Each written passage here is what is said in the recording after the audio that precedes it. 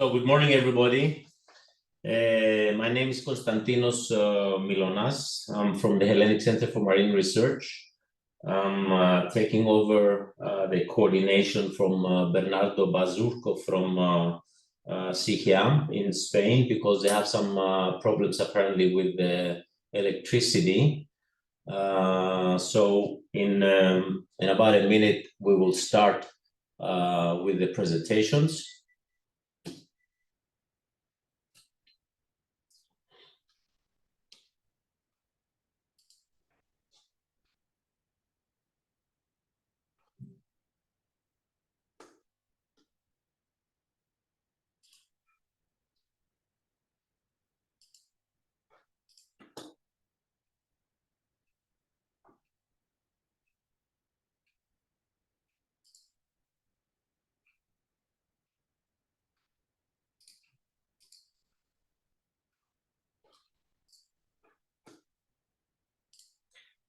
Okay, so welcome to everybody. Today is one of the webinars organized by NewTechAqua. The title is Reproduction and Broodstock Management of Greater Amberjack, Seriola, dumerili. I will give a brief introduction on behalf of Bernardo Basurco, who unfortunately is not able to join us because they have some problems with electricity in the installations. So first, I will give a very brief introduction to what the program is. The program NewTechAqua is funded by the Horizon Europe funding scheme. It's a 4-year project that started in January 2020, right in the beginning of the COVID pandemic. The objective, of course, of the project is to develop competitive and environmentally friendly European aquaculture, and it's an innovation action. Together with this project, there were 3 other projects that were funded in the same scheme, which we call sister programs. One is Aqua Impact, the other one is Efficiency, and the other one is Future Aqua. So NewTechAqua, NewTechAqua targeted the development of new technologies, tools, and strategies for a sustainable, resilient, and innovative European aquaculture. As I said, it's a Horizon Europe, Horizon 2020, project that lasts for 4 years. Today we're about 2 months before the closure, which will be in 31 of December. It is coordinated by the University of Bologna, Professor Alessio Bonaldo, as 29 partners from 9 European countries, as you see in the map here. We have partners from the north and partners from the south. The majority of species used are from the south, of course. We have 11 research and development partners, research institutes and universities, that is. We have quite a large number of industries. This is an innovation action, so it's supposed to have work very close to the industry. So we have a lot of industrial partners from throughout Europe. And we have 3 dissemination and exploitation partners. One is FEAP, the Federation for European Aquaculture Producers. The other one is CIHEAM, and the other one is GNE. CIHEAM is the coordinator of these activities, and that's why Bernardo Basurco was coordinating this webinar. But like I said, unfortunately, he had to step out. Maybe he will join us sometime during the presentations. As I said, the objective of NewTechAqua was to expand and diversify aquaculture production of finfish, mollusks, and microalgae by developing and validating technologically advanced, resilient, and sustainable applications. To do this, we focused on 4 of the most commercially important finfish species, that is Atlantic salmon, trout, European sea bass, and gillhead sea bream. But we also looked at 4 potentially important species for the European aquaculture, what we call emerging new species. So they're not new, they've been cultured for some time, but they are still emerging because they have certain difficulties, certain bottlenecks in their production. One is greater amberjack, the other one is meager, the other one is Senegalese salt, and the gray mullet, thick-lipped mullet. We also have 2 mollusks in our species, the oyster and mussels, and 3 microalgae species. As a part of the project, we also developed a training program on sustainable aquaculture in order to contribute to the capacity building for the European aquaculture sector. And we try to provide specialized training to aquaculture researchers, technical staff, and stakeholders in the industry. So this included the development of advanced courses, training workshops, e-learning modules, webinar series. What we're doing today is one of the series of webinars that we have developed, and we also have a school campaign in order to entice the secondary academic community. The webinar series started already in the beginning of the month with new organic feeds for affordable sustainability. 2 days ago, we had the reproduction and broodstock management of Meager, Algirosomus regius. Today, we're focusing on the reproduction of and broodstock management of greater amberjack. And at the end of the month, we're closing with a webinar on aquanetics, or now called Innovasi. These are the names of the companies that have developed in association and in very, very close collaboration and guidance from us. They develop a broodstock management software, and there will be a presentation of that at the end of the month. I would like to also advertise our final meeting and dissemination activity that is organized for the 15th of November, and would like to invite whoever is interested in the whole project, not just the reproduction of one species, to follow us and attend. It's called Tools and Strategies for Sustainable Aquaculture. It will be held in Brussels on the 15th of November, and you can register on the website of the program. So let me introduce today's webinar, which is titled Reproduction and Broodstock Management of Greater Amberjack. Greater Amberjack is one of the 4 new species that we included in the program, and is one that is has been worked initially some 20-30 years. Then the effort was stopped because of very, very significant problems with the reproduction, and then the effort started again about 10 years ago. In fact, exactly 10 years ago, with the beginning of a project called Diversify.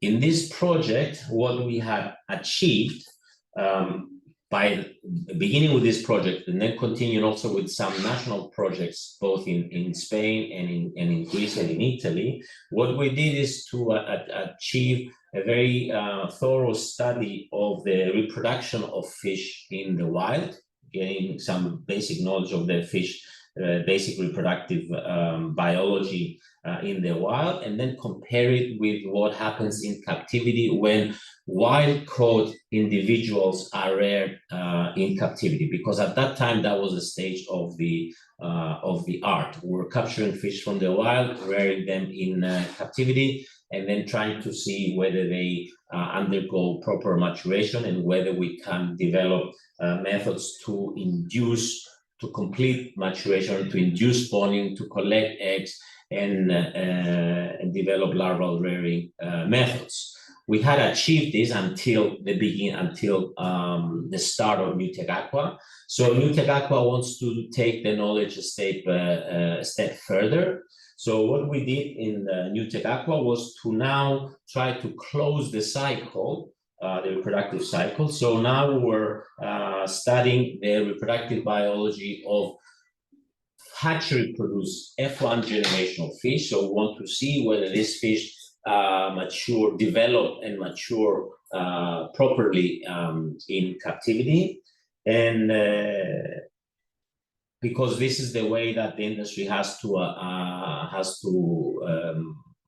move in the next step in order to develop breeding selection programs that will tailor the species into something that will have a higher growth than the wild one, a better FCR, more disease resistance, tailor a bit the product in terms of shape and characteristics. So this was the main objective.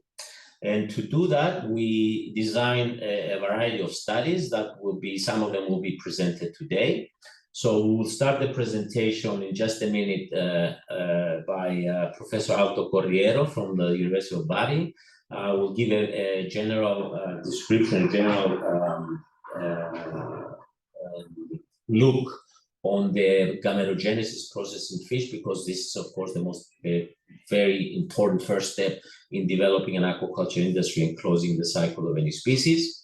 Then we looked at the differentiation and puberty of amberjack. We wanted to see how the fish differentiate in captivity and whether they achieve puberty in a similar manner as the wild fish, and whether they can reproduce in captivity. Then we expanded our knowledge in the gametogenesis, both in the wild, but also in F1 now populations of fish, by looking at some genomics aspects.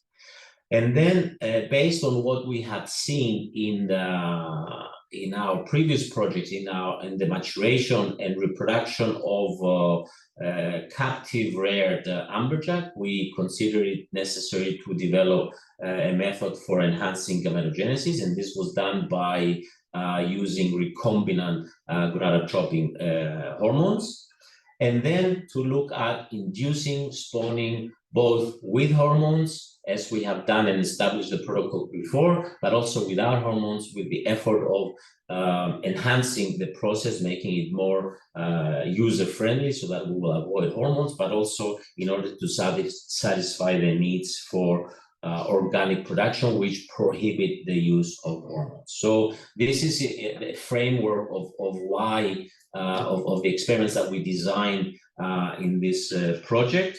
And we will be very, very happy today to present to you our results. And we will start now immediately with just a 5-minute delay from the project with my dear friend Aldo Corriero from the University of Bari, who will give us a general overview of gametogenesis in fish. This will be a more didactic, educational presentation to help you follow better all the rest of the presentations. Aldo, you have the floor. Let me stop my presentation and stop sharing my presentation, and you can start yours. Thank you, Dinos.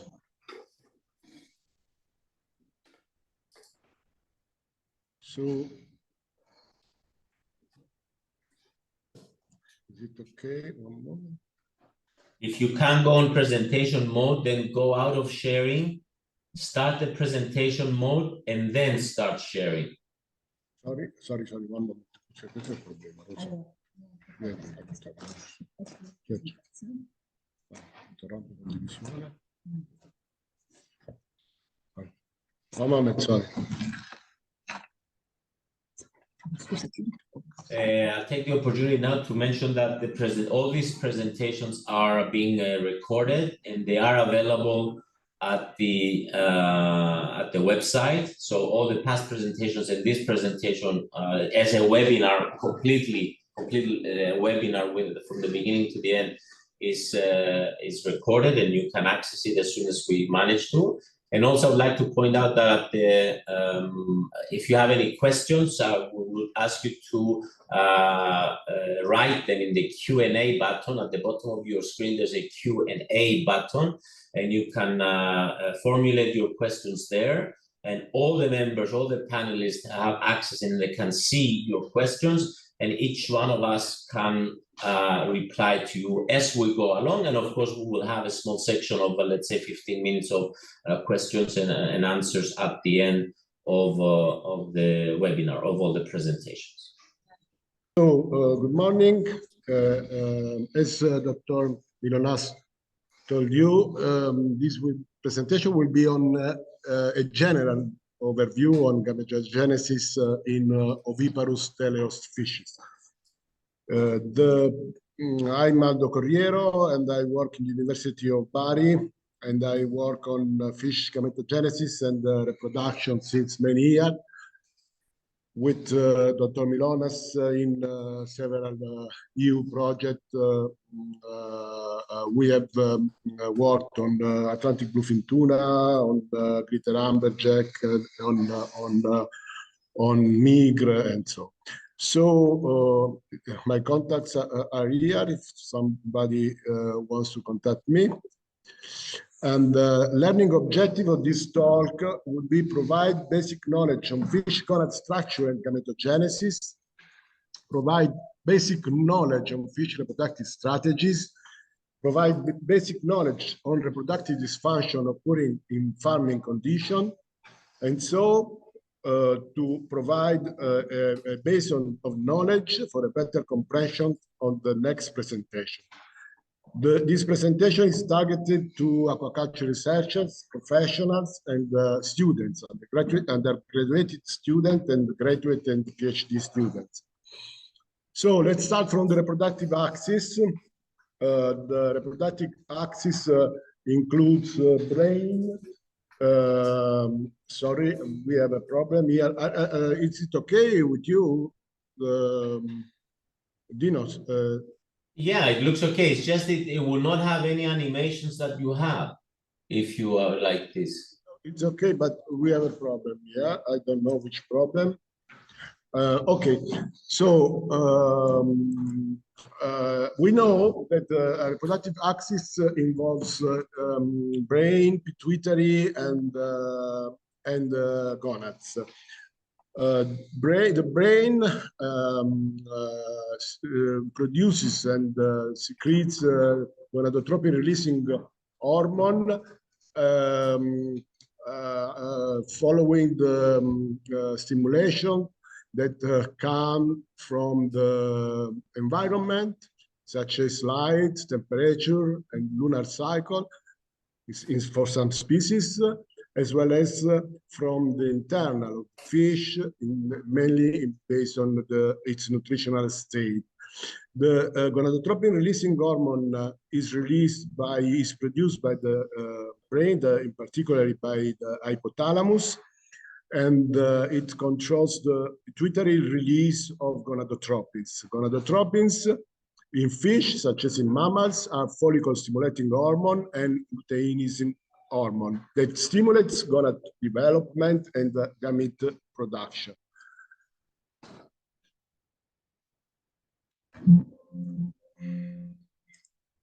It's not working.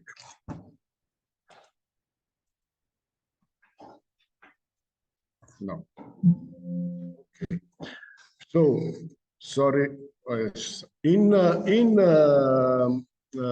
females, FSH induces in the ovaries estrogen synthesis and secretion, mainly estradiol, which induces the so-called secondary oocyte growth, which is characterized by the uptake of large amounts of vitellogenin, which is a yolk protein that is synthesized by the liver and uptaken by the oocytes to give rise to the yolk proteins that will be used for the nutrition of the first stage of the embryo.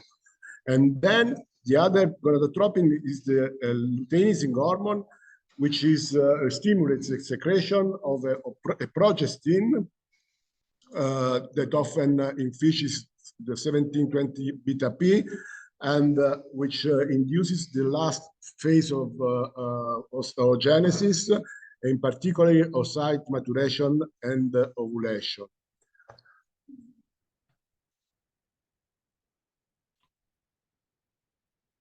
Sorry, in males, gonadotropins are called FSH and LH, same as for females. FSH induces gonad synthesis of estrogens and androgens. Estrogens, estradiol in particular, is necessary for the spermatogonial self-renewal, which means the spermatogonial division to give rise to the stem cell reservoir that are present during all the life in the fish. And then androgens are ketotestosterone mainly is involved in spermatogonial proliferation and their commitment towards meiosis. That means that the cells at a certain stage are obliged to proceed toward meiosis. LH in turn stimulates testes to produce the maturity-inducing steroids, which is responsible for the last stages of spermatogenesis, meiosis, spermiogenesis, that means spermatid differentiation to spermatozoa, and spermiation, that means release of spermatozoa within the duct system of the fish.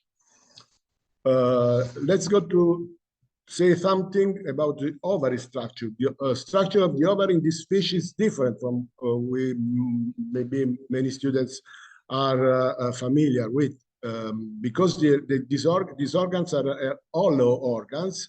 That means that they have a cavity inside, and the cavity is called lumen, and is the place where the oocytes are released when they are mature, before being released to the external. In the ovary, always we can find oogonia, which is typical of this of lower invertebrates, of oviparous vertebrates, because oviparous vertebrates such as teleos fish, they produce a lot number of eggs, so they need to keep the stem cell reservoir in the gonads for all the life. And then in the gonads of an adult fish, we can see oocytes at different stages of maturation, of development, and we will talk now about this. Generally, we recognize three phases of oocyte development in fish. When an oocytes enter meiosis, then oocytes oogonia enter meiosis, they are called oocytes. In oocytes, an early meiotic oocytes associate with follicular cells to give rise to a follicle. And then the follicles start growth. In this case, we have a perinuclear stage, which is characterized by the presence of many nucleoli within the nucleus and a strong basophilic cytoplasm. That means that the oocyte is synthesizing large amounts of protein. Following this stage, the oocyte starts accumulating lipids. So this is called lipid stage. These stages are pituitary independent, so they do not depend on pituitary release of gonadotropins, but they are mainly controlled by local factors, and they are present also in prepubertal juvenile fish. The second phase is pituitary dependent, and in particular it depends on FSH. And this phase is called also secondary growth phase, because it depends on the accumulation of on the uptake of proteins produced by the liver and transported through the bloodstream to the gonads, where they are uptaken by the growing oocytes. The oocyte starts internalizing zona radiata proteins that are used for the production, for the formation of the nuclear envelope, the so-called zona radiata. And then the oocyte starts accumulating yolk granules, which derive from vitellogenin. Vitellogenin is uptaken by the oocytes and then accumulates within the oocytes in form of yolk granule. In these oocytes here on the right, we can see many small granules that represents yolk granules. The yolk granules will be used to contain the proteins that will be used for oocyte for embryo development, for the 5 stages of embryo development. The last phase is called oocyte maturation, and it is dependent on pituitary and in particular by LH, luteinizing hormone. This stage, after the completion of telogenesis, oocytes resume meiosis, and the nucleus, you can see, migrate to the animal pole before the oocytes, before being undergo breakdown,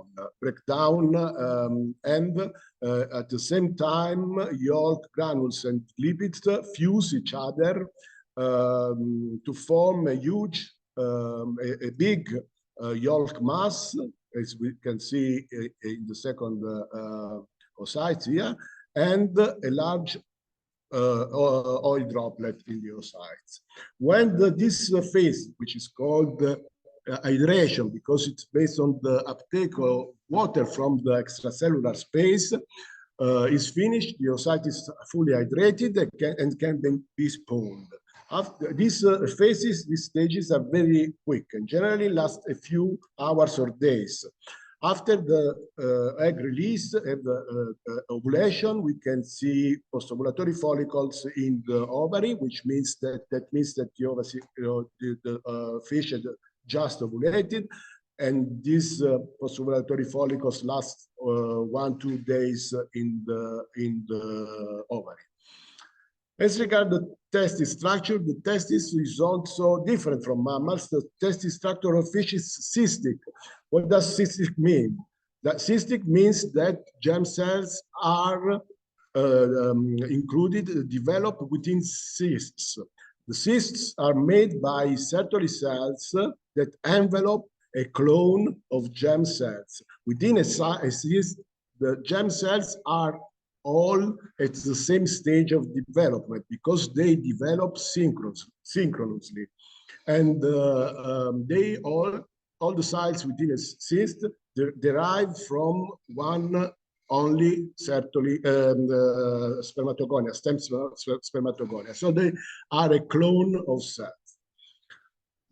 The spermatogenesis occurs within seminiferous tubules. Seminiferous tubules start as a blind-ended structures at the periphery of the testis under the tunica albuginea and conveyed to the inner part of the gonads to the main sperm duct, which corresponds to the vas deferens of mammals. In this case, we can see these white lines, which are the lumina of the seminiferous tubules. And in the right, we can see a section of the bull testis showing spermatozoa inside the main sperm duct. This picture is from a micre, a juvenile micre that has just started spermatogenesis. Spermatogenesis is, as in all vertebrates, starts from undifferentiated stem cells that are called type A undifferentiated spermatogonia that divide to maintain the reservoir of stem cells within the testis for all the life of the fish. And then these cells divide, and at a certain point, they become committed. So they are obliged to proceed toward meiosis. When a spermatogonium enters meiosis, it's called spermatocyte. Spermatocyte, a primary spermatocyte. After the end of the first meiotic division, we are secondary. These cells give rise to secondary spermatocytes, which are haploid cells that will divide through the second meiotic division to give rise to spermatids. Spermatids are haploid cells that do not divide anymore, but they differentiate toward the spermatozoa, a process that is called spermiogenesis. Here in the right micrograph, we can see stem spermatogonia stained with with antibodies labeling a nuclear marker of stemness. And in the right, we can see an adult fish in which we can find all the stages of spermatogenesis, from spermatogonia to spermatocytes and spermatids and spermatozoa. Well, let's talk a little bit about reproductive strategies. Our fish, our oviparous teleos fish, may show different reproductive strategy. They can be total spawners. That means that all the oocytes are spawned, are released in one spawning event, in one only spawning all together. In fact, in this picture, we can see oocytes at the same stage of development that are developing in the ovary. At the end of the maturation, we can see here in the right, upper right photo, all the oocytes in the gonads are all at the same size at the same stage of maturity, and they will be released all together. In this case, this is the case of the salmon. Salmon is a semelparous fish. Semelparous fish means that this fish spawns generally once in the life and then die. So semelparous, one in the life, one spawning event in the life. In this fish, the oocyte development is so called is synchronous, because oocytes develop all together in one single batch. In other total spawners, such as the gray mullet, the oocytes, a group of oocytes develop synchronously, and this batch will be released during the spawning season, the current spawning season. But we can see also in the gonads smaller oocytes. The smaller oocytes are not released, but they will not mature, but they will be stored in the gonad for the next reproductive season, because this fish is not semelparous, but it is heteroparous. It means that it spawns many times in the life, but once per spawning season. Lastly, greater amberjack, Atlantic bluefin tuna, and many other fish species show asynchronous or group synchronous oocyte development. That means that in the gonads we can see several, if not all, the maturity stage of the oocytes, included hydrated oocytes and very small primary oocytes. That means that this fish can spawn many times during the reproductive season. They are called partial spawners or multiple spawners because they release many eggs of batch at regular intervals during the reproductive season, maybe every day or every 2 days and so on. Let's go on with reproductive cycles. I will say just something about reproductive cycles. In temperate water, such as in Mediterranean water, fish generally undergo annual reproductive cycles with a more or less restricted spawning season, during which they release gametes. So if we sample fish in different periods, we will find a different situation in terms of gametogenesis in the gonad. For example, this is just an example, in Atlantic bluefin tuna or in greater amberjack, if we observe the section of a gonad of an ovary in, for example, December or February, we will see only primary growth oocytes. The gonad is inactive. The reproductive axis at this stage is inactive. And this situation is similar to that we observe in juveniles.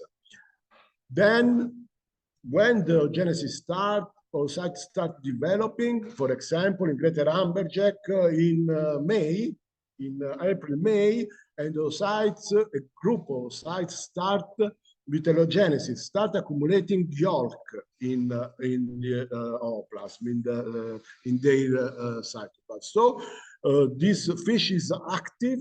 That means that the reproductive axis is active, is releasing gonadotropins. Gonads are secreting steroids and so on.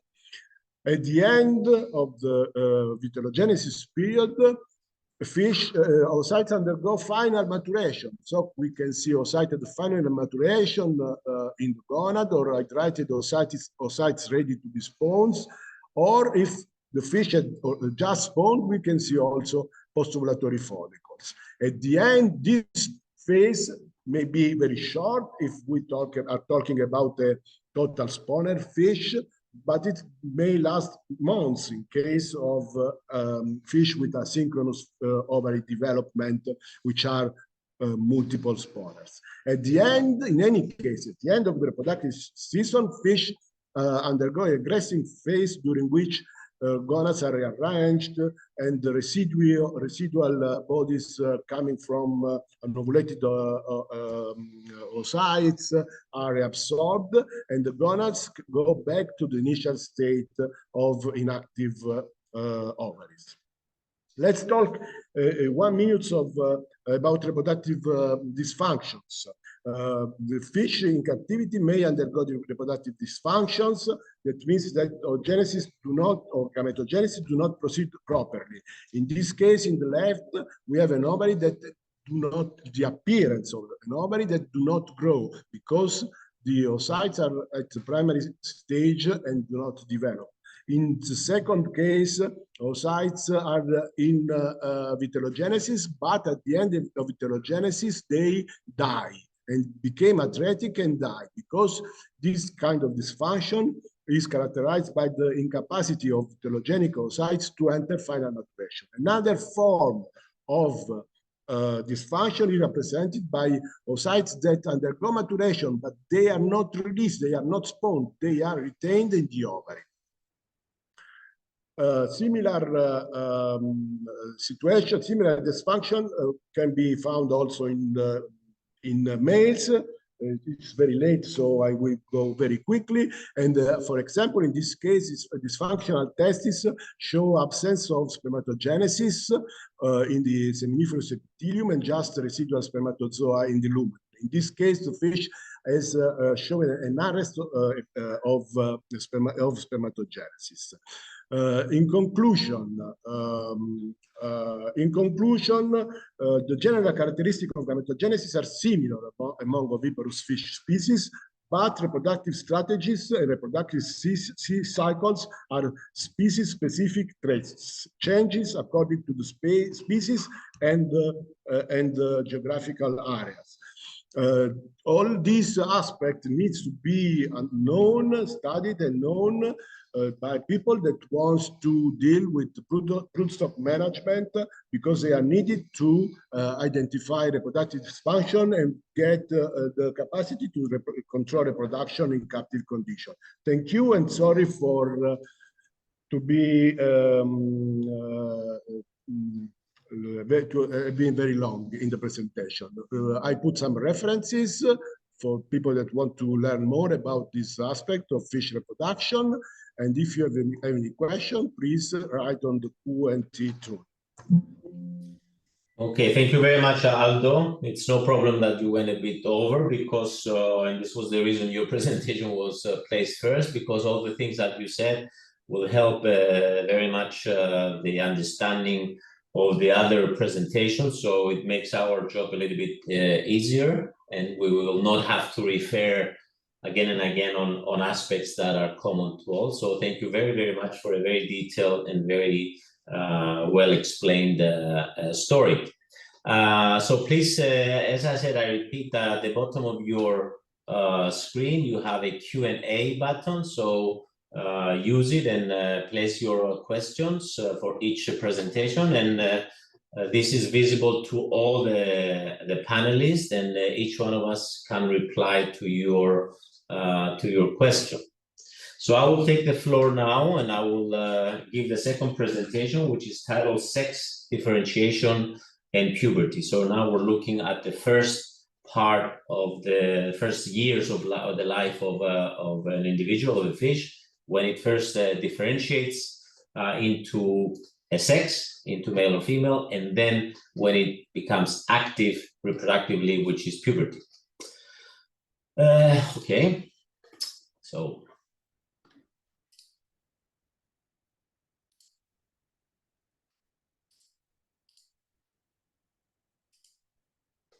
oh, sorry, wrong presentation. I have to give two presentations today because one of our speakers had a small surgery, so I confused them. Okay, so sex differentiation and puberty. This is work that is been done in our laboratory at the Hellenic Center for Marine Research. For those who joined a little bit later, my name is Constantinos or Dinos Mylonas. I'm the director of the Institute of Marine Biology, Biotechnology, and Aquaculture of the Hellenic Center for Marine Research. Sorry, but we cannot see your presentation. You cannot see my presentation. I see perfectly. We can see the use of recombinant gonadotropins now. This is very strange. Okay, let me see what happened here. Thank you, Yanni. Okay, let's try again. So share screen. I'll share the desktop to avoid any problems. Okay. How about now? Now it is okay. Okay, so I'm the work package leader, work package 4, closing the cycle of emerging species. And the work was done by Stefano Lancerotto, who's a PhD candidate, together with other people in our laboratory and our center. A little bit about myself. I'm a reproductive biologist and endocrinologist. I work on the understanding of reproductive function in fish in captivity and the development of both environmental and pharmacological methods for the control of reproduction, both in females to induce ovulation and spawning, and in males to enhance sperm production. And as I said, I work at the Institute of Marine Biology, Biotechnology, and Aquaculture, which is has its headquarters in Heraklion, and it's part of the Hellenic Center for Marine Research. So our objectives in this task were to develop hatchery-produced F1 breeders. I told you before that by the beginning of this project, we had already established methods and knowledge on the reproduction of wild-caught graded amberjack and reared in captivity. But of course, when you want to have a sustainable aquaculture, you need to close the cycle and you need to have F1 breeders. Why? Because this may be better adapted to the aquaculture husbandry conditions since they're born in captivity, and therefore, and also you will not need to go back to the wild and get the fish from the wild population, but may also because this is the only way that you can implement selective breeding programs that will allow you to improve biological characteristics of the fish, such as growth, FCR, feed conversion ratio, disease resistance, define or influence morphology, and improve flesh quality. However, in some fish, rearing in controlled conditions in aquaculture has some negative effects, which is either skewed ratios. You have more males than females or more females than males, and this may not be desirable. This is what happens with European sea bass when reared in the customary conditions of aquaculture. Or they may you may see some dysfunctional reproduction when fish are reared in captivity, when they are produced from F1 hatchery-produced breeders, such as in Senegalese sole, sharp snout, sea bream, and meager, where the fish may develop reproductively, but they may fail to spawn, they may fail to ovulate, and you may have some reproductive issues. So because of this, it is important to study the reproductive biology of F1 generation hatchery-produced fish. So we had two subtasks. One was to describe the sex differentiation process of F1 hatchery-produced fish in order to confirm that they have a proper gonad development, that they have even sex ratios, and then also to identify whether there's a sexual dimorphism in some of the important characteristics, such as size, in order to know whether we need to develop the industry towards males or females produce. Then our interest was to define the age of puberty and confirm the potential of fish to spawn under hatchery conditions and produce viable gametes. And the questions that we ask are, which one is the first year the fish become reproductively mature? This is important both for the production aspect of the farm, because we want the fish to develop reproductively as late as possible, or at least after they achieve the marketable size, because if they do before, they start diverting energy from growth to reproduction, and this is not useful. But of course, we're also interested to have fish that mature as soon as possible, so that we can use them in breeding selection programs and have a short generation time, because for every generation time, you have a percentage improvement in your selected populations. And obviously, breeding selection works faster if you have a short generation time of 1 or 2 years as opposed to 4 to 5 years. And of course, we wanted to see whether the fish produce viable gametes and fertilized eggs. So let's quickly go to our first task, which was the description of the sex differentiation process. This was done by Maria Papadaki in our lab, who's a staff scientist and also a PhD candidate. Fish were reared in sea cages, as you saw in the previous slide. And we collected, we killed some fish every 50 days, and we collected the gonads and blood. The sampling started from 100 days after post-hatching, DPH, and it was completed, it kept on until 408 days after hatching. What we saw was that there was no skewness in the sex ratio of the fish. The sex ratio in all samples was always 1:1, so there was no differential preference to the development of one versus another sex. And also, we did not see any sexual dimorphism in body weight, that is, both males and females have the same size. The gonads were first recognized histologically at 100 days post-fertilization. Post-hatching, I'm sorry, and the males were recognized histologically as males first time at 150 days post-hatching. So you can identify males a little bit later than females, and both species, both sexes were identified macroscopically from just dissecting as males or females at 1 year of age. Complete differentiation of all fish in the population took place at 400 days, a little bit after a year. And here you can see a representative section of testes and a representative section of an ovary. We looked at the hormones that are associated with the process of sex differentiation. We looked at a variety of hormones. We looked at cortisol, cortisone, androstenone, and of course the major sex steroid hormones, 11-keto-testosterone, which is very important. It's the main androgen in fish. That is the hormone, the sex steroid hormone that is related to male phenotype.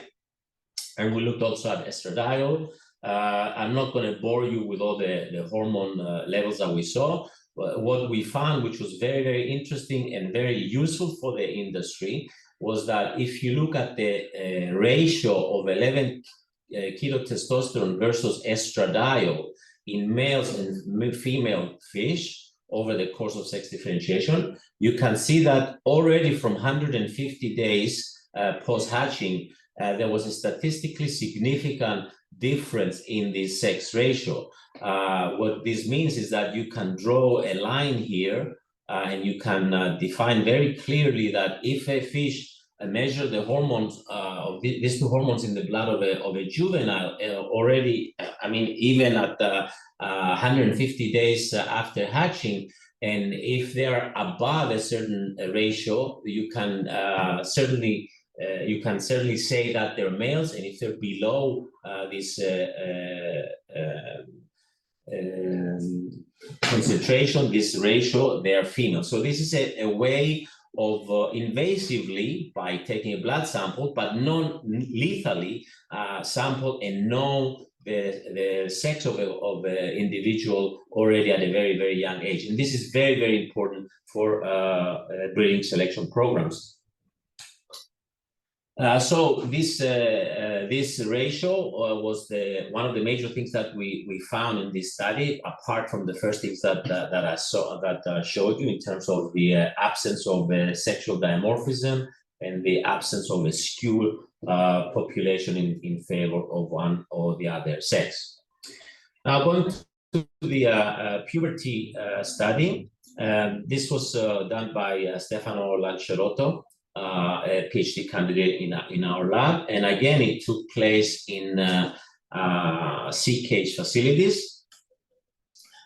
We had fish reared in two facilities. The first year is what you just saw, what I just described in the facilities that we have here in Crete, in Souda Bay, and the other population was maintained in Argos Arnikos fish farm in Salamina Island, and this shows you the temperature profile of the fish over the 5 years of the study. We took gonads and blood from the fish every year. This was done at the peak of the expected of the known reproductive spawning season of greater amberjack in captivity. This is the histological sections of the females and the males. What we have seen was that at 2 years of age, 100% of the males were functional and they were producing sperm. However, the gonad size was very, very small, was below 0.5%, which means that although the fish can be considered physiologically as reproductively mature, there would be very, very few chances of this fish succeeding in reproduction because it was of its very small size of the gonad and very, very small amount of sperm that it could produce. Females, on the other hand, they completed reproductive maturation, puberty that is, at 4 years of age at a normal gonad size. So the conclusion from this part of the study was that two males mature at 2 years of age completely, and females mature at 4 years of age, 2 years earlier. So this is a little bit earlier for the males than in the wild, and this is a little bit later than males in the wild. I'm sorry. This is a little bit later than females in the wild. Looking now at the body weight of the fish, again, we did not see any sexual dimorphism. Remember that I told you already that there's no sexual dimorphism in the first year of development, but this was maintained for the 5 years of the study. So we never saw sexual dimorphism in body size. And I would like to point out this point here. This is the size of fish at 3 years of age, which is around 5 kilos, which is one of the reasons that this species has a lot of interest for aquaculture, because it grows at such a significantly larger size than what we have in the Mediterranean aquaculture, such as sea bream, sea bass, red bream, solea, senegalensis, and so on. So, looking now at puberty in more detail, not just at the year that the fish mature, we separated the fishes to fish that were in a state that we call primary oocyte. This is the fish that are just at the end of sex differentiation and before puberty. So these are pre-pubertal fish. Then fish in full vitellogenesis, and fish that undergo atresia or apoptosis, the end of the reproductive season in females. And you can see that The first 2 years, the fish were completely immature. They contain only primary oocytes. And then slowly the fish started in the population, started developing their ovary. But you can see that full reproductive maturity, that means in all the populations, in all the fish in the population, occurred at 5 years of age, when the fish were in full vitellogenesis and had this appearance in their gonad. In terms of the males, you can see already that in 1 year old fish, we had some fish that were in advanced spermatogenesis, and also in arrested spermatogenesis, which is over here. It means that they were producing sperm already at 1 year of age, but 100% of the fish were in this condition at 2 years of age. As I said, the gonad size was very small, and we consider the first functional, let's say, age that the fish can reproduce, can participate in spawning and release significant amounts of sperm, to be at 3 years. So what we consider functional maturation and the ability to spawn took place at 5 years of age in the population of the females, and at 4 years, at 3 years of age in the population of males. Now, once the fish mature, we wanted to see whether they can spawn, and we used the established spawning induction protocol, which involved the treatment with the GnRH implants. We did this on fully vitellogenic females, and we used also fully spermating males, and this is what we got. Unfortunately, we got very poor spawning. Only twice the fish spawned after the implantation of GnRH.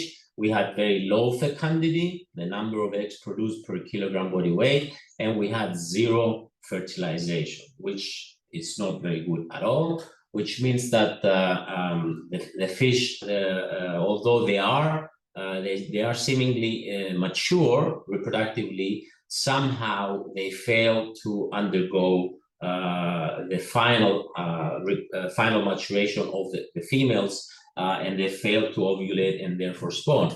The males, on the other hand, they are fully spermiating, and if you look at their sperm characteristics, the sperm quality was similar as they started getting older. The number of spermatozoa increased from 3 years of age to 4 years of age, and then it was maintained similar. And if you look at the sperm quality characteristics, which we measure or we follow, monitor using computer-assisted sperm analysis, and this is Ioannis Fakriadis, who's doing this work.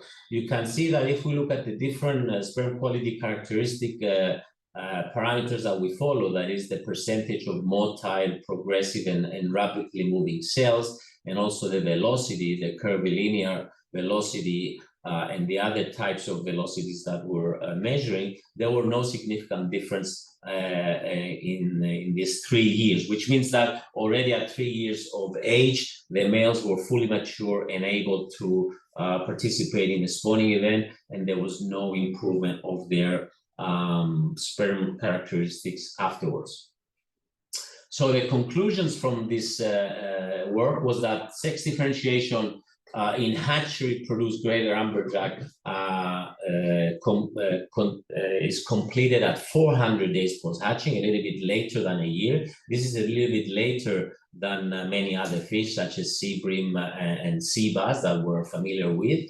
There was no sexual dimorphism in growth. Both females and males grow at the same rate. Full maturation, functional maturation, took place at 3 years of age in males and 5 years of age in females, albeit there were smaller gonads in both males and females than fish in the wild. Sperm characteristics were normal compared to other studies, and they didn't show any improvement or any significant changes over the year. And vitellogenesis apparently takes place normally, but there was no production of fertilized eggs. Based on this, we, of course, need to see what is going on and what more efforts need to put to solve this condition. So we need to study more populations from the Mediterranean Sea. Apparently, this was just one population that we followed, and maybe there was something wrong with this population that gave us this results.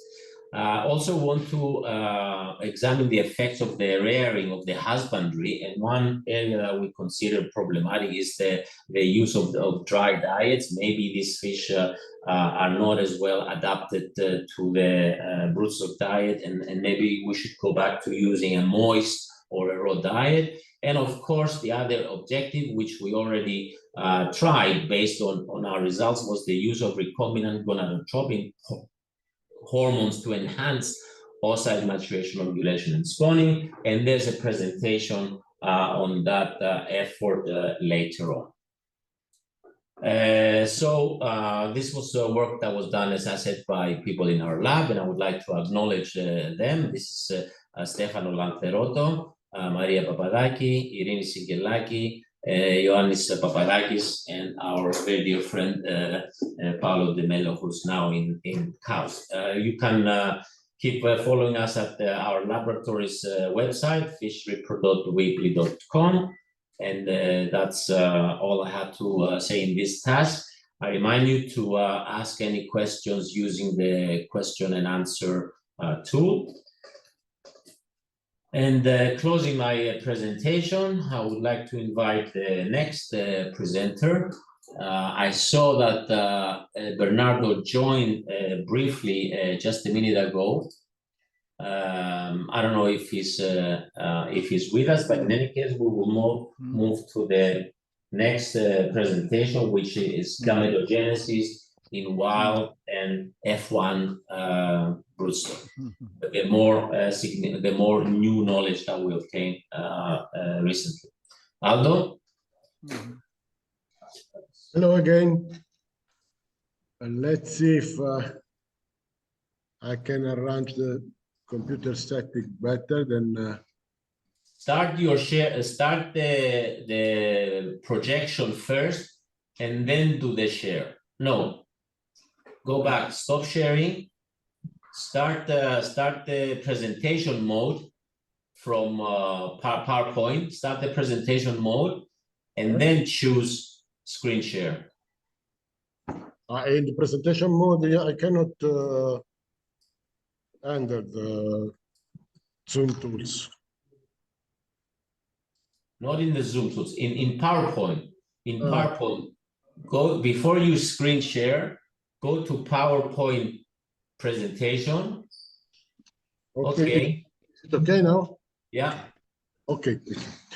Sorry, I will talk now on gametogenesis in wild, in captive reared, that means wild-caught fish and confined in captivity, and in F1 generation greater amberjack.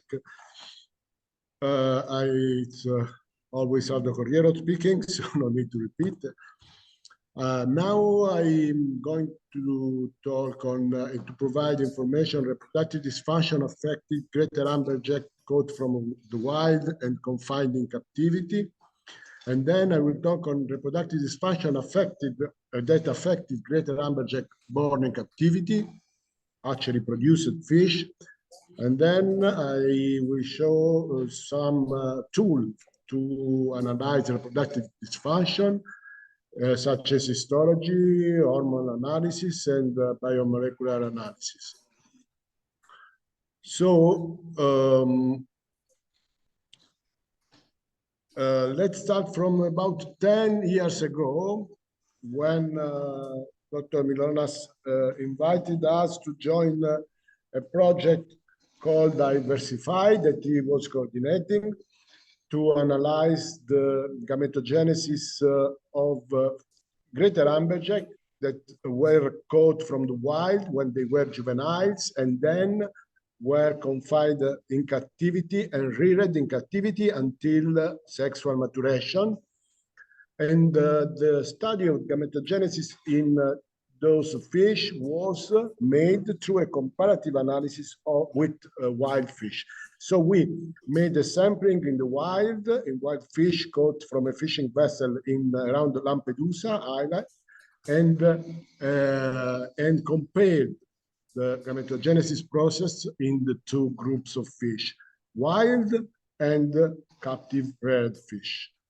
We made a parallel sampling during 3 phases of the gametogenesis the reproductive cycle.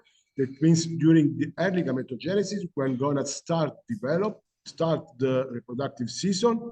Then during the advanced gametogenesis phases, that means heterogenesis for females or advanced spermatogenesis in male. And then during the peak of the spawning season between June and July.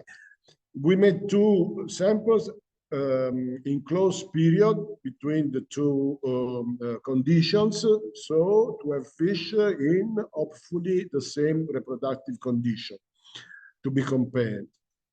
From the histological point of view, we observed that wild fish and captive reared fish had the same histological appearance, their gonads, their ovaries, had the same histological appearance during the early gametogenesis. In fact, in this period, we found just primary oocyte, or in some fish, heterogenesis had just started. However, during the advanced gametogenesis phase, when wild fish showed advanced gametogenesis, heterogenesis stage, and some of them had already started spawning, as we can see from these postulatory follicles. In captive condition, the largest oocytes started to undergo atresia. During the peak of the spawning season, when wild fish were in active gametogenesis, in active heterogenesis, and were also spawning conditions, which can see from the postovulatory follicles or hydrated oocytes in the gonads. In captive conditions, fish gametogenesis was arrested. All the heterogenic follicles were undergoing atresia, and in same case, the gonads, the ovaries were totally regressed. In terms of this histological condition was confirmed by the fact that the gonad weight, relative gonad weight, the gonadosomatic index of captive fish was always lower. Those fish had smaller gonads than wild fish during the advanced gametogenesis spawning period. And even also the hormone levels, steroid levels were much lower in captivity. Dr. Mylonas and his group, they analyzed steroid levels of plasma steroid levels of testosterone, estradiol, and 17-20 beta P, the maturity-inducing steroids, and all of them were lower than the level of found in wild fish. Let's see what happened in the males. In males, during the early gametogenesis period, we did not see any particular differences in terms of gonad histology, testis histology, because the testis in both conditions were starting spermatogenesis.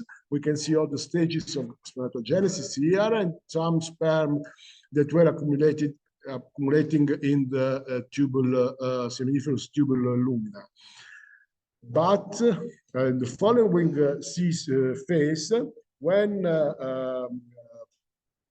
wild fish were still in active spermatogenesis, and we can see here germinal cysts in the seminiferous epithelium, so the spermatogenesis was ongoing in this fish. In captivity, we can see here no sperm cysts can be observed, so fish spermatogenesis was already arrested, and we can see here just some sperm cysts and spermatozoa in the lumen, but no spermatogenesis activity. In the last phase, then during the spawning period, in wild fish, we found some fish that were still with a lot of spermatozoa in the lumina, and some fish that had already released. So in a heterogeneous situation, whereas in captivity, spermatogenesis was arrested and spermatozoa were still in the lumina of seminiferous tubus. That means that they had not been released. So similarly to what we've seen in ovaries, the gonadosomatic index, the gonad mass, was lower in captivated fish compared with wild fish caught in the same period. And also the steroid levels were lower, with an exception. The only exception was that estradiol was very high during the early gametogenesis period in male, in captive condition. This was strange, was rather unexpected, but we know that estradiol in males is necessary for spermatogonial renewal, for the renewal of stem germ cells, and also not for their progression towards spermatogenesis.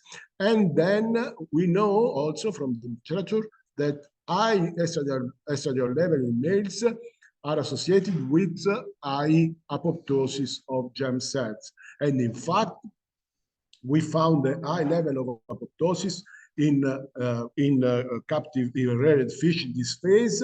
In fact, we can see here, this in blue, these blue dots are apoptotic cells, and this micrograph represents the testis of a captive fish, and on the left, the testis of a wild fish with no apoptosis at all. We know also that the apoptosis is induced by reduction, withdrawal by low level of gonadotropin and androgen and ketotestosterone in males. So this situation that was observed in males was evidence that those fish already in the early gametogenesis period was undergoing some form of gametogenesis impairment, of reproductive dysfunction. So in summary, in this project, we described this reproductive dysfunction in females and males, and also the sperm quality that was analyzed by our colleague from Christian Fauvel from HCMR, now retired. He showed that sperm quality was in captive fish was very low. So possible causes of the observed dysfunction, we hypothesized that it could be due to the captivity-induced stress induced by confinement in captivity, by the handling stress, because those fish were handled several times for sampling during the reproductive season, and possibly also by nutritional factors, because our colleagues from University of La Laguna, that participate in the project, they analyzed the gonads from wild and captive fish, and they found different lipid and fatty acid gonad content, and so they hypothesized that the diet could be responsible, at least partially, of the observed reproductive dysfunction. As a remediation, we know that the reproductive dysfunction observed was quite severe, but however, this did not prevent Dr. Mylonas' group to get fertilized eggs from those fish through the use of an hormonal therapy based on the administration of GnRH agonist. This allowed fish, some fish spawn, obtain high quality and high amount of fertilized eggs, and established the first broodstock produced in hatcheries in the Mediterranean. So they were able, through the hormone therapy, to alleviate the reproductive dysfunction and produce the first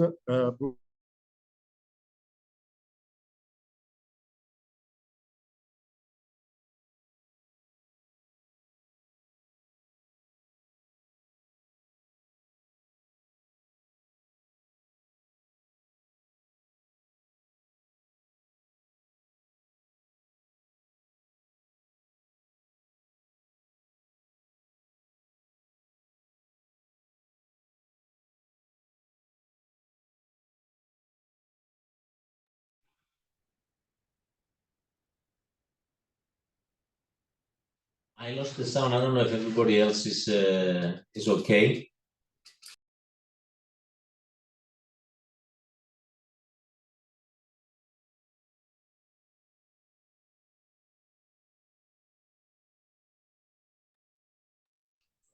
Dina, I can hear you. Was the presentation finished? Because I lost the sound at some point of time. No. Aldo is back. Sorry, Aldo, we okay? have a connection problem. Yeah. Okay. Can I start and restart? Yes, please do. Non so, come ho fatto prima. Vuoi fare? Bene.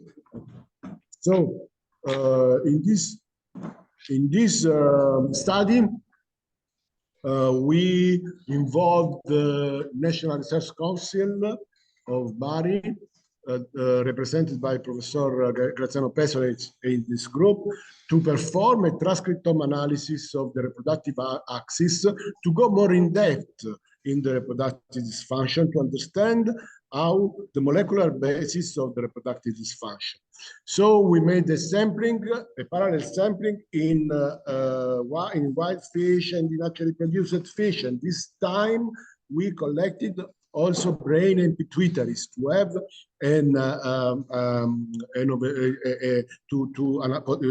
so that we could analyze the reproductive dysfunction from a molecular point of view in the brain, the pituitaries, and in the gonads. So we started to analyze the fish from a simple histological basis, and we identified the dysfunctional fish in farming condition by a comparison with wild fish. Fish caught in this project, they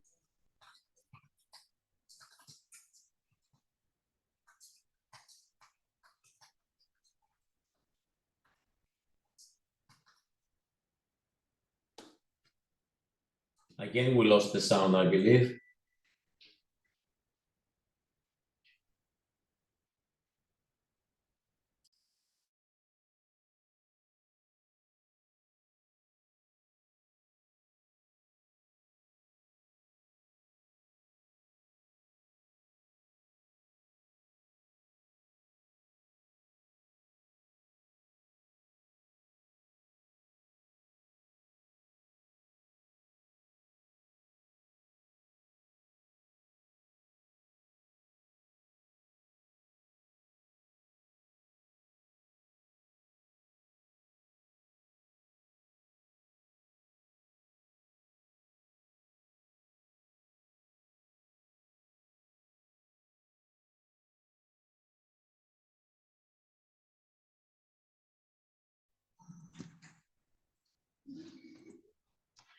Sorry, can I go on?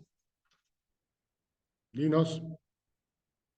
No, Dinos, your microphone Yes, is... go ahead. Okay, but sorry. we need to finish. We're already 15 minutes late, so please go a little bit fast.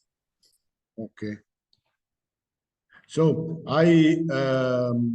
those fish had also lower weight, testis weight, and lower and smaller seminiferous tubes. After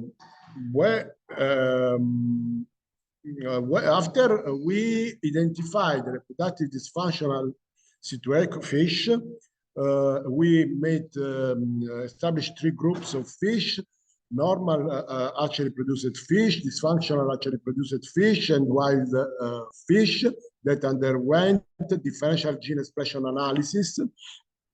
And we found that about 2,000 genes were dysregulated in dysfunctional fish, and a limited number of genes were also dysregulated in fish that we classified as normal. The bioinformatic analysis of these dysregulated genes allowed us to characterize the biological processes that were affected by the dysfunction. In particular, we found several biological processes and pathways and molecular function and cellular component synthesis related to spermatogenesis, in particular to spermiohistogenesis, such as flagellum, cilium, microtubule, and so that are needed to are involved in during the spermiohistogenesis. But in addition, we found dysregulation of cell cycle and meiosis. Moreover, we found the dysregulated genes involved in steroid synthesis and apoptosis. I want to say also that most of these genes were downregulated in captive, in naturally produced fish. We made the same.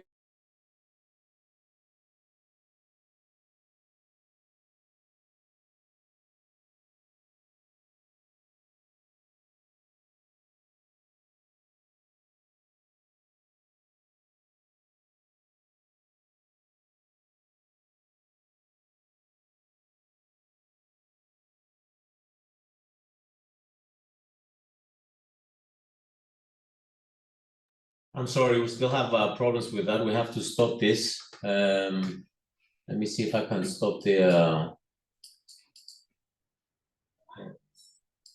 Okay.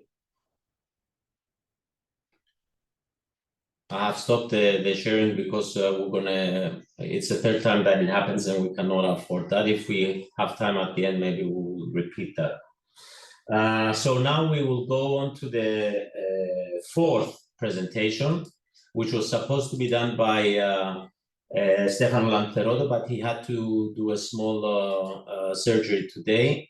So unfortunately, he will not be here to make the presentation, and I will give the presentation on his behalf. So this is the use of this is on the use of recombinant gonadotropins to enhance gametogenesis. As you very well understand by now, there's a significant issue of greater amberjack females mainly undergoing complete gametogenesis and reaching the level that they could be successfully induced to spawn. This is something that we have seen also in previous studies with wild caught captive reared fish, if they were maintained throughout their life in tanks, or if they were maintained in tanks that were supplied with borehole water, with well water, and not with surface water. So it's something that we have seen also in wild caught fish, and of course we confirmed it here in hatchery produced fish that they have this problem even when they're reared in full seawater in the sea. So our objective in this study, which was part of the PhD of Stefano Lancerotto, who's shown being very, very happy over here in our lab, and of course other members in our lab participated, such as Ioannis Fakriadis, Irinis Angelaki, and Maria Papadaki. The work was done by the Hellenic Center for Marine Research in our facility and the facilities of Argos Aronikos Fish Farm. And we collaborated with the Rara Avis, which is a biotech company that cloned the gene and produced the recombinant gonadotropins, the two recombinant gonadotropins. Aldo, sorry, we have to move because we're losing time with these problems with the connection. So the first thing we did with the gonadotropins was to enhance our effort to enhance the gametogenesis, not stimulate it from zero, but to enhance gametogenesis and maturation in adult fish, in reproductively adult fish. As I said, what we have seen in the past, in the previous projects, and we have published quite well so far, is that if you rear fish in tanks, wild-caught amberjack in tanks supplied with well water, which is the typical source of water that we use in hatcheries in order to avoid biosecurity risks, we have observed that many fish fail to undergo complete gametogenesis. If you look at their ovary, they contain vitellogenic oocytes, but they contain a lot of earlier stage and a lot of primary oocytes. As opposed to when you rear the fish in sea cages throughout their life, this is a typical biological ovarian biopsy that you see under the microscope. A lot of large-sized, fully vitellogenic oocytes, always a few earlier stage and primary oocytes, because this is a group synchronous fish that spawns multiple of times in the reproductive season. And as we saw from Aldo Corriero's presentation, this is the reproductive strategy of the fish. So it's not strange to see also primary oocytes, but it's not normal for the majority of the oocytes to be early stage, incomplete gametogenesis, or even absence of gametogenesis. So from other studies in other species such as the striped bass and the gillhead sea bream, we have identified that this particular problem is caused because of low levels of the gonadotropins during the cycle. And there's two gonadotropins, as we saw. There's follicle stimulating hormone that is responsible for the first part of the cycle, and the LH luteinizing hormone, which is responsible for the more later end of the cycle. The solution to something like this, a problem like this, would be to stimulate them with gonadotropins. But we use recombinant gonadotropins because this is the technology for producing easier gonadotropins that are homologous. That is, it's the same hormone that is produced by the fish. Is just produced biotechnologically by expressing them in other cells that can produce and isolate it easier. So the first experimental design to enhance gametogenesis was done using 5-year-old hatchery-produced fish. The fish were reared in tanks between January and July. We had two populations, a control and a treated population. We use seawater because, as I said, we know that well water interferes with the process of gametogenesis, so we wanted to provide the fish with as best qualities as possible. We had a natural photothermal regime because we use water from the sea. And the recombinant hormones, FSH and LH, as I said, they were provided by the group of Rara Avis, Ignacio. We treated the fish within a period of 6 weeks. So you see the amount of hormone that we use in females, FSH and LH. So we started first with giving FSH, and then we started providing both FSH and LH. We sampled only we sampled all the fish at day 0, both controls and treated fish. We sampled only treated fish at week 3 weeks after the treatment.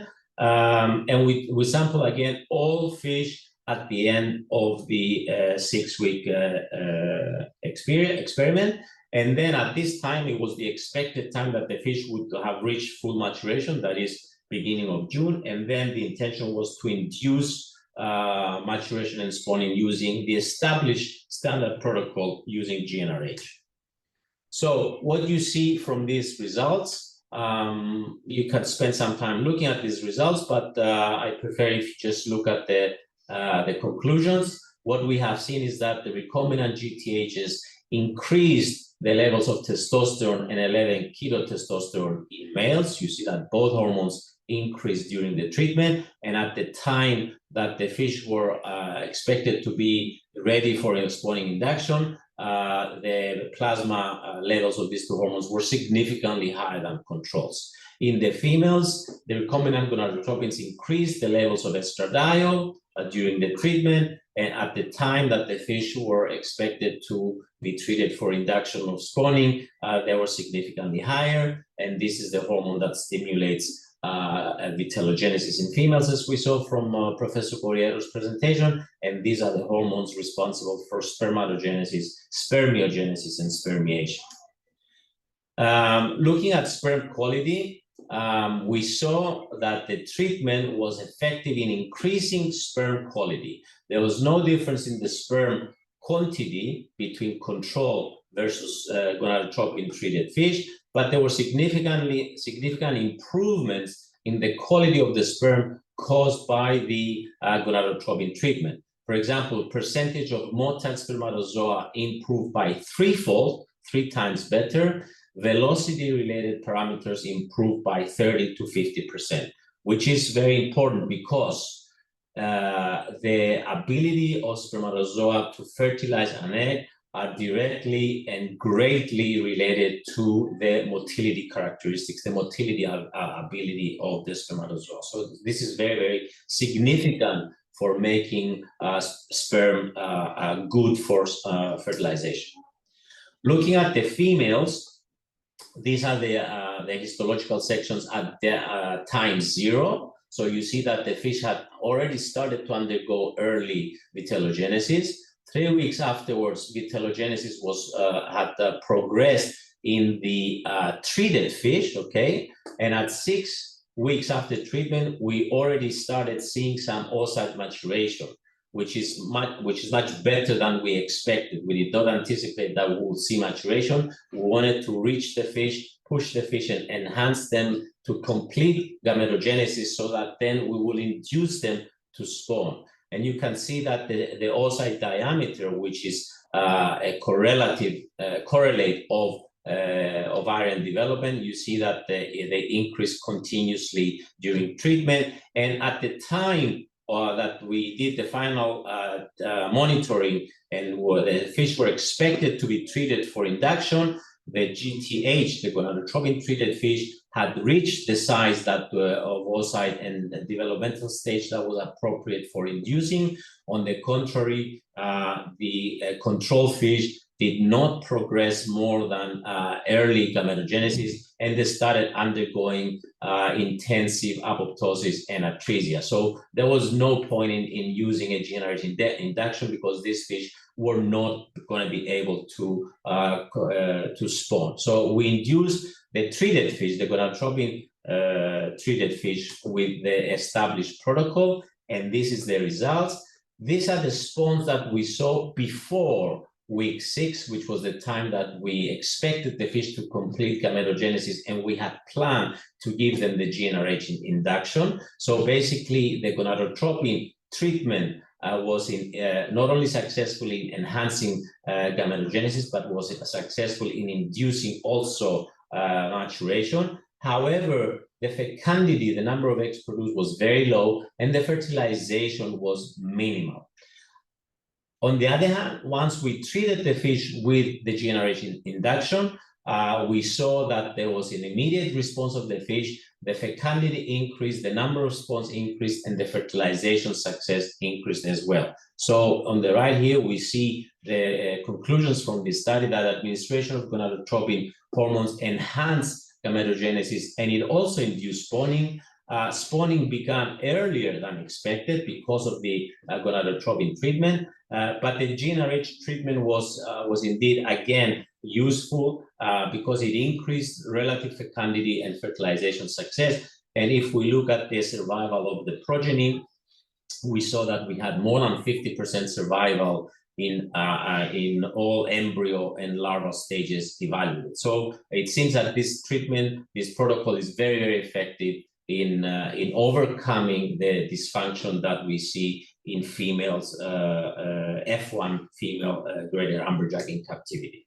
So let's look at the second part, which was to induce puberty. Since we saw such a good effect of the treatment, we wanted to take it a step further, which was to induce puberty, to try to stimulate pre-pubertal fish, completely immature fish that are not supposed to have reached the right size or the right age to undergo reproductive maturation.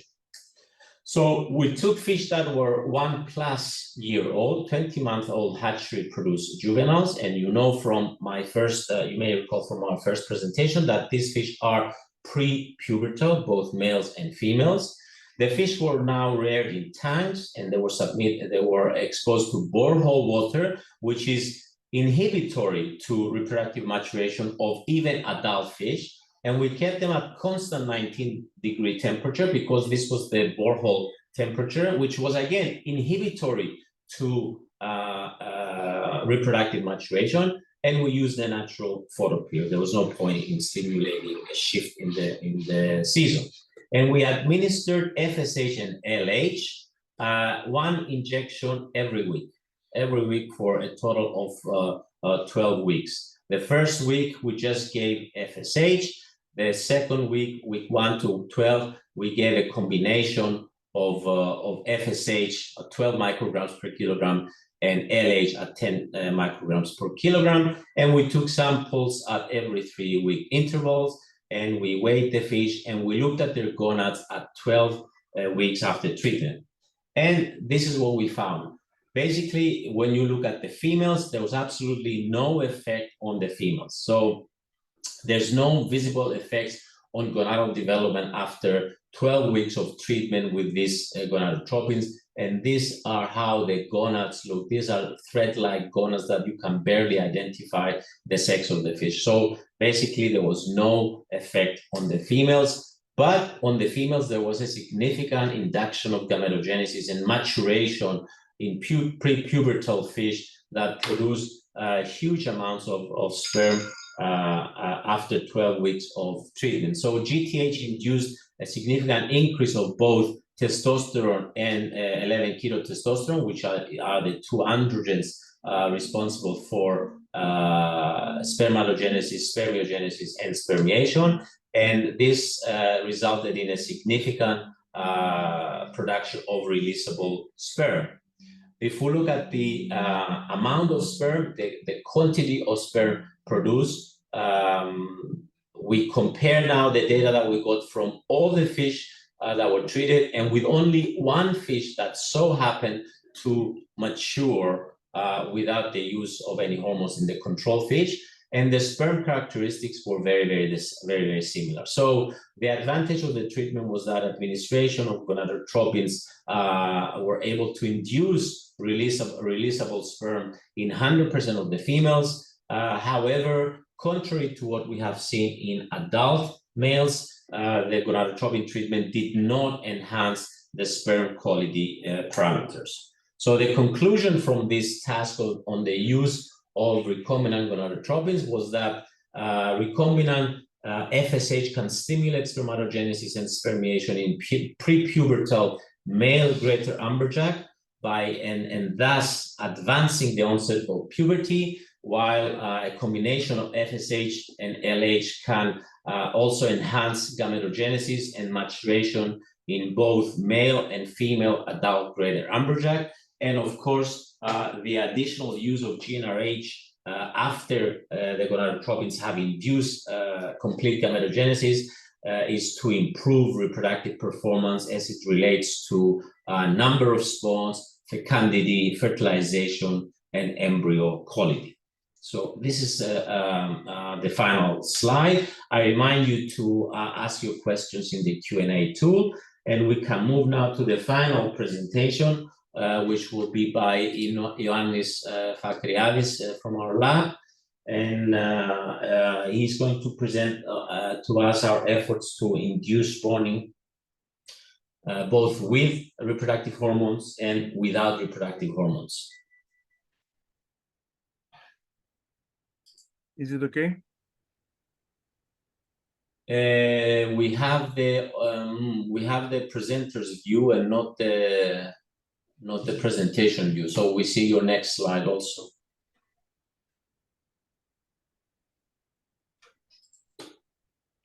Now? Now it's better. Yeah, fine.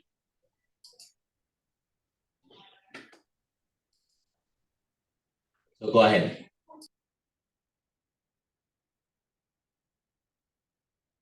Okay. Hello, everyone. Good afternoon. As Dinos said before, I'm also from the Institute of Marine Biology, Biotechnology, and Aquaculture, which is part of Hellenic Center for Marine Research.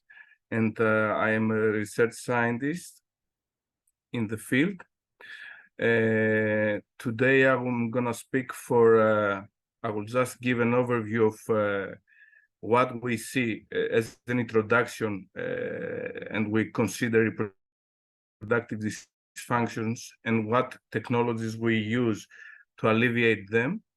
The broodstock management and sampling procedures that we have developed during previous projects, and the spawning induction and spermiation enhancement protocols that also have developed, and examples of individual spawning using hormones and spontaneous spawning without the use of hormones.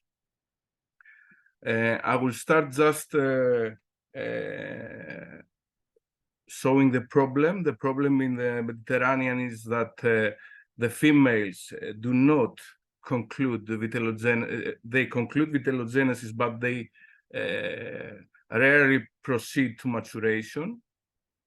And the males, even if they do mature, they produce lower sperm quantities compared to the white. I will get briefly through this, since Professor Corriero already presented you the details. We have the brain pituitary gonad axis, and the GnRH stimulates the production and release of the two gonadotropins, which in turn stimulate the production of steroids, and they close the loop. So they send signals of the gonad state to the pituitary and the brain. But and the final outcome of this process, of this system, is the ovulation of the females and the spermiation of the males. But when we have reproductive dysfunctions, usually we have a lack of LH release. And in order to overcome this issue, we use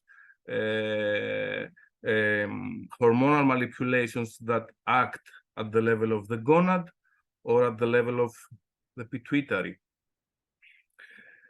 I will go through broodstock management and sampling procedures that we have developed mainly during Diversify project, and recently we have published them in a manual that you can find it if in the framework of Best Brood project. And what we do is to leave the fish in the cages throughout the year, and at the expected spawning season, transfer them in a sack for sedation, and then we use stretchers to transfer them in a tank for full anesthesia, where we can check for P tags and find all the relevant information of the specific individual. When it's needed, we can collect biopsies, ovarian biopsy or sperm, and evaluate them, and then decide if we will apply a hormonal treatment or not. When we apply a hormonal treatment, we transfer the fish to a land-based tank for spawning so we can collect the eggs. The protocol that we presented at that project was, as I told, we maintain the fish in the sea cages. We leave them unhandled during the period of gametogenesis. At the expected spawning period, we just evaluate them reproductively. We use them with 50 micrograms per kilo GnRH eblance, and we transfer them to the land-based tanks for spawning when temperature is between 19 to 24. We use these protocols and these procedures that we have developed in the past, also in the NewTechAqua project, where we thought that okay, now we have we can spawn, we can induce spawn wild-caught fish, but we have to consider also breeding selection. And since greater amberjack has strong heart muscles around the abdominal cavity, we cannot proceed with stripping this fish. So we thought that a solution could be to just put the fish to spawn individually. We used 4 tanks of 25 cubic meters, and we placed them there, 1 female with 2 males. We treated them the first time on day 0 and the second time on day 13. After 26 days, we sampled the fish and took them back to the sea cages. In the meantime, we collected the eggs, and here you can see on the left axis daily fecundity, on the right axis fertilization success, marked with points. The different colors is for the different tanks: blue for tank 1, red for tank 2, green for 3, and purple for 4. You can see that we had, let's say, from 500,000 eggs per spawn up to almost 2.5 million eggs. Fertilization success was variable. When we analyzed these eggs in collaboration with Dr. Tsigenopoulos in our institute for male participation to see which male participated more in each spawn, we observed that in tank 1, tank 3, and tank 4, we had almost both males participated almost in all spawns, but one was, let's say, the dominant one. In tank 2, we had, after the first treatment, the M5 male, which was the dominant, but later on, after the second treatment, we saw the M20 to be the dominant. This was done by mistake because at this time of the treatment, we forgot to give a treatment to the M5. Regarding sperm quality, because we evaluated also sperm quality of the different males, and we evaluated percentage of motile cells, duration of motility, density, survival under cold storage, and velocity parameters like curvilinear velocity, straight line velocity, and average path velocity and straightness. We haven't seen any difference between the different tanks, but we have seen differences in motile cells, survival, and VCL at the different days.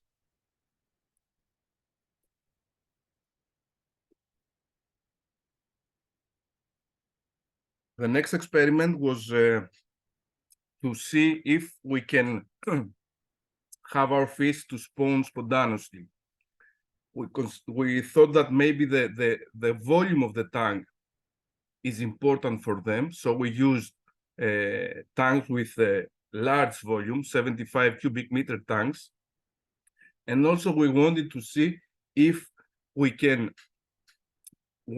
have eggs and possibly a protocol for organic production. We induced in one tank 4 females and 6 males, and in the second tank we left the fish untreated. On day 0 we gave the treatment, and after 24 days we sampled the fish and we transferred them back in the sea cages. Again, in the meantime, we collected the eggs. With blue color is the induced, and with the red, the spontaneous. Here you can see the relative fecundity on the left y-axis and fertilization success on the right y-axis. You can see that we had many spawns from both tanks and variable fertilization, but when we ran the statistics, we saw a difference, better fertilization success from spontaneous compared to the induced, and higher relative fecundity.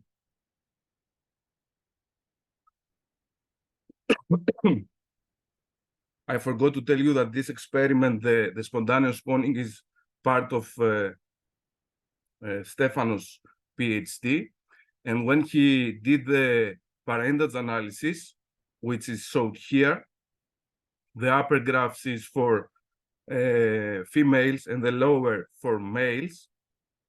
We saw that in spontaneous, we had only one, almost only one female spawn, but after the induction, we had more females in each spawn. On the other side, the males, we couldn't observe any difference. We repeated this experiment almost on the same way, and we saw that we got almost 13 spawns after induction, and only one when we didn't induce the fish to spawn.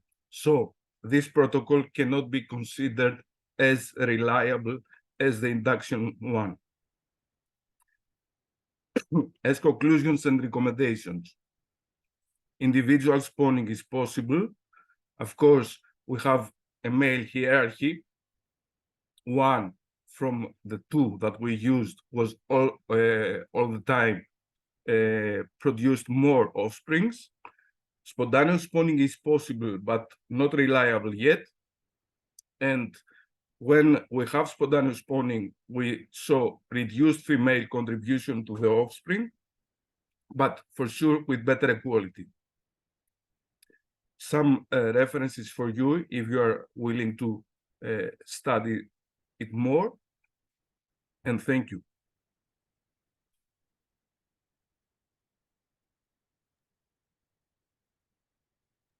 Okay, thank you, Ioannis. I don't know if Bernardo is back on the network.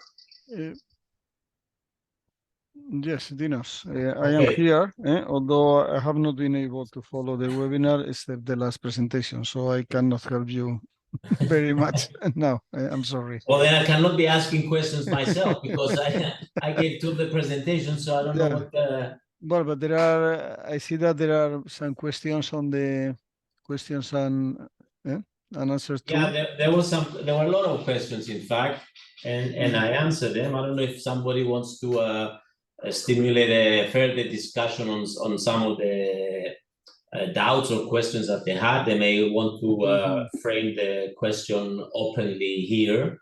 Some of the things that were asked were whether the size of the tank or the environmental conditions of the tank make a difference in terms of inhibiting our fish to spawn and mature and spawn. And as I said, and it was also presented here by Dr. Fakriadis, we know that small tanks are inhibitory to the reproductive function of many fish. We know that if you use a larger size, a bigger volume tank makes a difference. We know that if you use well water as opposed to salt water that comes from a well, as opposed to salt water that comes from the surface, this is inhibitory because maybe the pH is similar or the same, but well water has a lot of different other things that are, I mean, it's different from the surface seawater from other parameters. For example, CO2, there's much more CO2 in well water. There's a lower pH in well water. There's altered metal chemistry. And we know for sure that this makes a difference. In terms of nutrition, we feel or we question, let's say, that nutrition may be an issue. Although the fish feed readily the dry feed that we give them, obviously dry feed is not natural at all. It's 5 times less moist, 5 to 6 times less moist than the natural feed of these fish, which are living in salt water, losing water and having to drink salt water and excrete salt. So maybe this is stressful enough that it affects the reproductive function, and this is something that we want to test in the near future. Otherwise, it does happen in other fish as well, that fish that are producing in the hatchery will not have the ability to complete maturation or to spawn. So Lancerotto is a typical example of a fish that even completes maturation, even ovulates the females, but there's no reproductive behavior between males and females, and therefore there's very few spawning that you can expect from fish that have been reared from the beginning in captivity. Maybe it is an epigenetic effect. Maybe there's something in the conditions that are fish reared in captivity that epigenetically influences negatively some of the genes that are related to reproduction. We don't know. This is something that we want to look at it.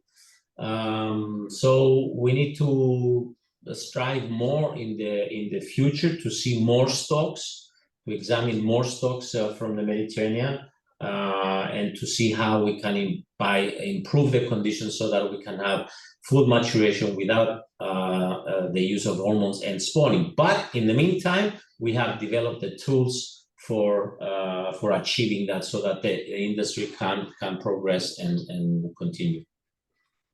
Mhm.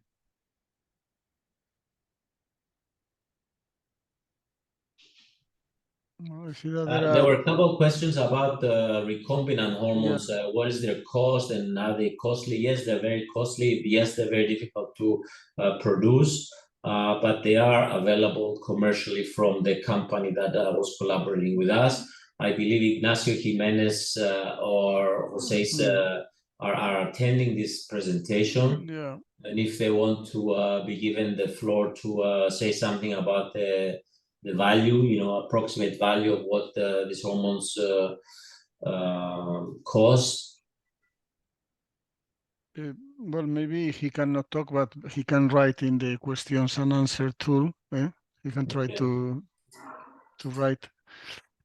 Because let me see if I can give him the floor, but I don't think so. No. No, I think that he has to write there in the. Oh no, unless you pass me the host, maybe I can do it. Yes, I can do that. How do I do it?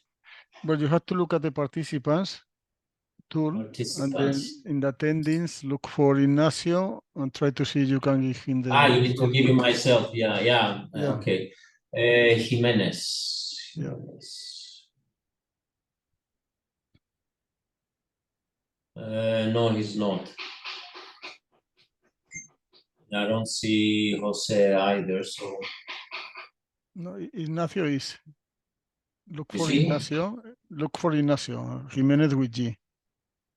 Yeah, I know, my friend. I'm looking at G. There's no Gene, and there's no. He is. Where's the I? No, Here it is at the top. Allowed to talk. Ignacio, you're allowed to talk. Hi, can you hear me? Yes, we yes. do. Yes, good morning to all. And thank you morning. very much for your excellent presentations. Thank you, Ignacio. Yes, regarding the price of the recombinants, yes, they are expensive when we start a project and we produce not very high amounts of these gonadotropins for this research project, for a concrete project. Regarding the price and the benefit of the gonadotropins is difficult to say, because if you need to induce the heterogenesis of the spermatogenesis in one given individual because of genetic traits or something like this, and you have a big spawn from this fish, is it expensive or cheap? I don't know. In fish, we have a massive production of eggs, a massive production of larvae for one female, or for one male and female. And if this is an individual of high value in terms of genetics or in terms of I don't know but it is a relative affair. This relationship between the price and the benefit you can have. No? So can you have a price? Can you put a price tag, let's say per kilogram, how much it would cost in money to stimulate 1 kilogram of amberjack to spawn? For instance, one amberjack. It's difficult now. We are now producing gonadotropins for cows, for instance, and 5,000 euros is enough for 200 cows. Yes, of 500 kilos. But usually it's one. But you're talking about one treatment. Yes. Okay. No. Yes. One only injection. Then that's why we can improve the gonadotropin production if we have large projects. When we start a project, for instance, with this of Seriola, it is much more expensive because we produce control and not a huge amount of the gonadotropin. Then for Seriola, at this moment in this project, there were more or less there are. I need to calculate, but I think that for one female we need around 500 euros. Okay. I would say 1,000 or more, but okay. Yes. It's expensive, but I think it's what Ignacio said. If you consider that you have, let's talk about one fish. You have one fish, one Seriola that you can stimulate, you can manipulate with this, and let's say that you spend 1,000 euro.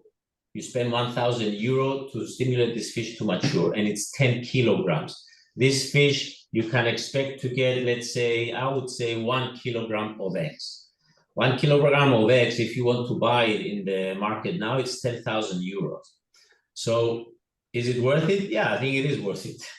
Yeah. Now it's, if you have, if you want to do it with 100 fish, then of course it's going to be much more cost, but the benefit is going to be also higher. So it depends on how easy, if you have alternatives, right? If you have alternatives that are cheaper, then this is expensive. If you don't have alternatives that are cheaper, then this is just the price you need to pay for doing it. Yes. I would like to say also that it is much more cheaper for young prepubertal fish, because it's not the same to inject 1 kilo fish than a 10 kilo fish. Yeah. It's cheaper. All right. I'll give the floor to somebody else who asked something. Thank you. Thank you very much, Ignacio. Thank you very, very much, participants. Mr. Hamadi Guerbe, you have the floor.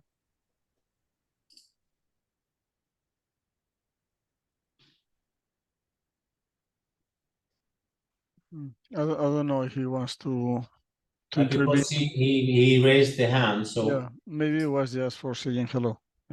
Okay. Okay.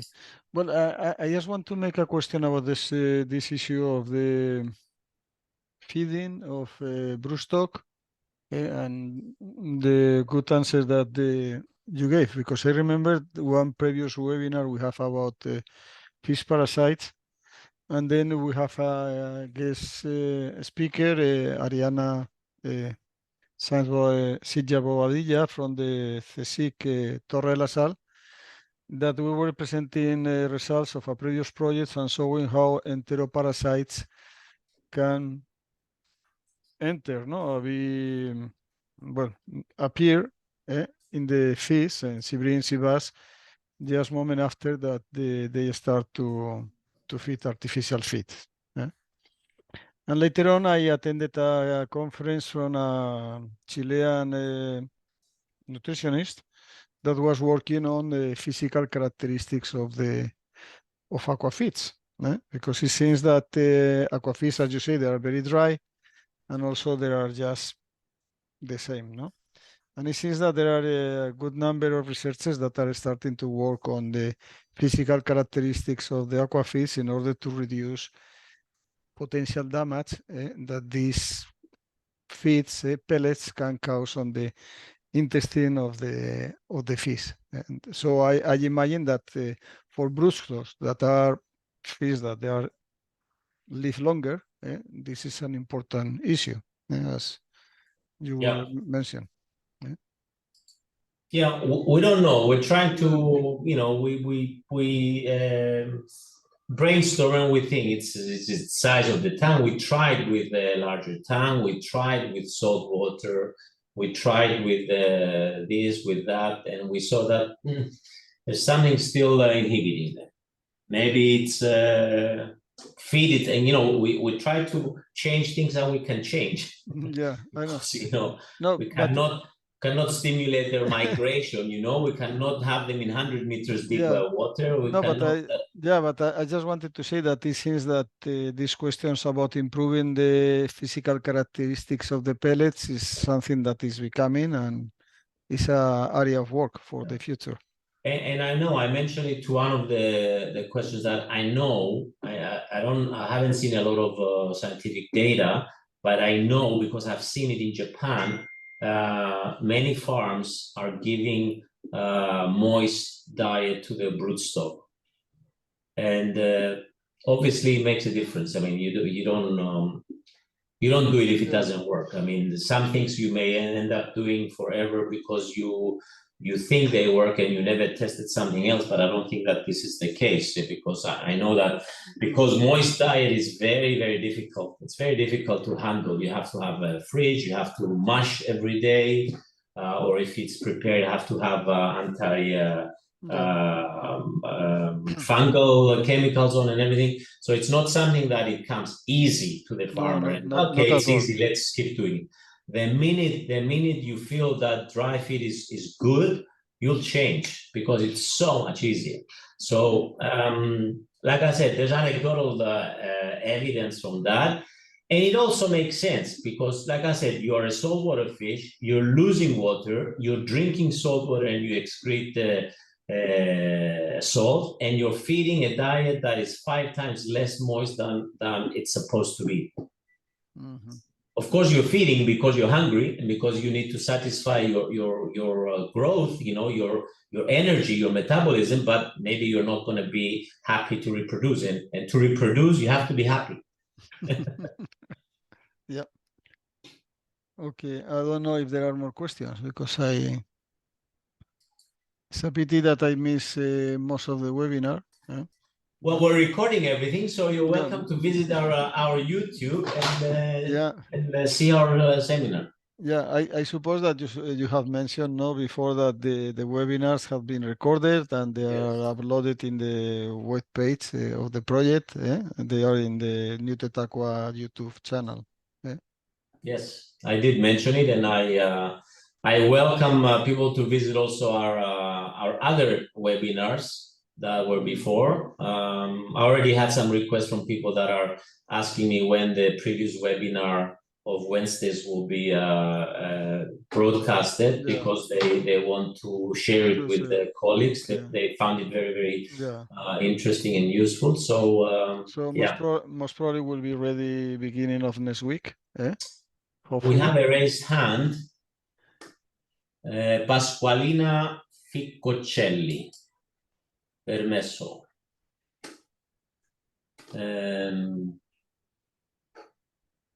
You have to unmute.